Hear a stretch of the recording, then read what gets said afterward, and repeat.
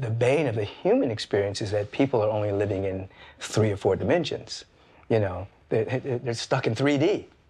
And they're dimensionally challenged. Uh-huh. But through spiritual practice, you realize, oh my God, there's so much more.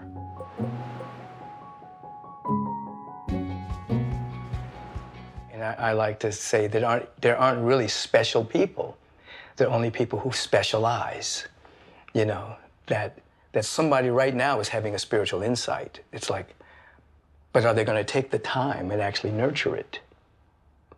Are they going to listen to this? Are they going to read something that's going to actually assist them in nurturing that? Or is it just going to go to memory? It's like, oh, you know what, 2 years ago, I was sitting in my backyard and I was flooded with this beautiful sense of love and it was really beautiful. And then they go back into their normal, regular day life. Or do they nurture that? Do they actually find a way to discover what that was and to study it and to begin to do some inner work around it? Mm-hmm. Specialize. Mm-hmm. Yeah. What would you say to someone who said, I'm aware of the fact that there are pockets of myself that have not been transformed by the luminous experiences I've had? I'm aware of it. Yeah. It comes out in my marriage. It comes out in my parenting. It comes out at work. I see it, but I'm not quite sure how to transform those parts of myself. What would you suggest? I think that you have to have some degree of radical honesty and courage to actually look at it and be aware of it with the intention to change and to be transformed. Because if you hide it or just put it to the side, it's going to come up. It's going to come up and shatter something. It's going to come up with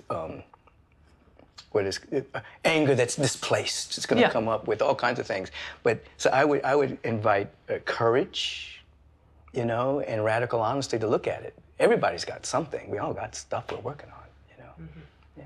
Now, Michael, it seems to me that you've had lots of experiences of leaving your body. It sounds like you've had experiences of connecting with people who have passed over, whether that's friends or ancestors. What is your knowing? What can you tell us about, I'll call it the spiritual realm, the realm that many of us want to know more about but don't know about?